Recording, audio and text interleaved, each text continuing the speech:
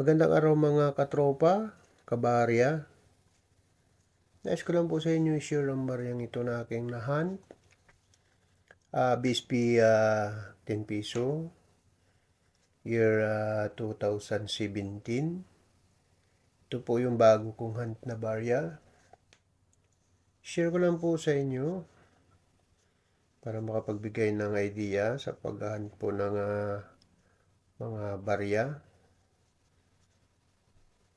So, bago kong simulan po ang pagtalakay nito, nais ko sana na mag-subscribe kayo sa aking channel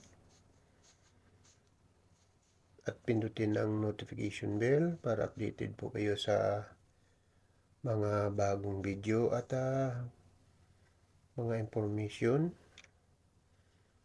Huwag rin kalimutan i-share, mag-like at mag-comment sa aking channel. So alam ko nakapag-subscribe na kayo mga katropa, kabarya. Umpisa ko na po ang pagtalakay sa baryang ito. Ito po yung baryang ito ay 10 piso. BSP po. BSP 10 piso year 2017. Maganda pa po ang kondisyon ng baryang ito. May error po ito pero hindi gaano siyang error na na talagang error na error.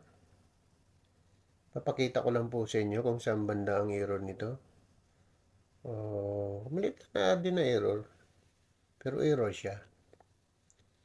Yan po. Ito yung likod. So, makikita mo dito po yung 1999. Ayan po.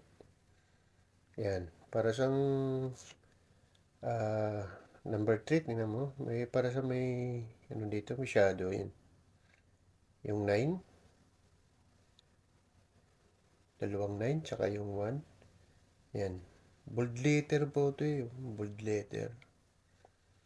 Yan. Malalaki po. So, ikutin po natin. Yan po. Yun. Para sa pong nagdodoble. Nagdoble. Hindi naman natin matawag ito na double die. Pero yung iba tawag nila nito double die. Sa ganitong error. Yan po, makita letter B. Para sa nagdoble. Halos lahat ng letter ganito. Yan po. Nakikita mo yung letter E. Ito yung letter B. Ito naman yung letter E. Ito naman yung letter I. Yan po. Para sa nagdodoble. Yung letter G.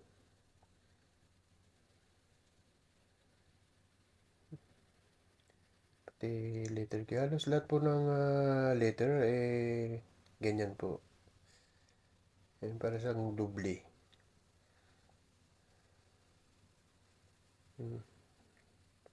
Nagdodoble. So yan. Doble. So ito pong tawag nito ay doubling. Na-search ko na po ito sa YouTube. Doubling lang po ang tawag sa error na ito. Yun po yun. Hindi rin po matawag ito na die deterioration. Kasi wala po yung mga parang may scratch-scratch sa papunta rito sa labas ng letter. So ito po ay doubling. So halos lahat ng letter nito po ay ganyan. Yan, para sa doble. Yan po. Yung mga letter lahat. Yan.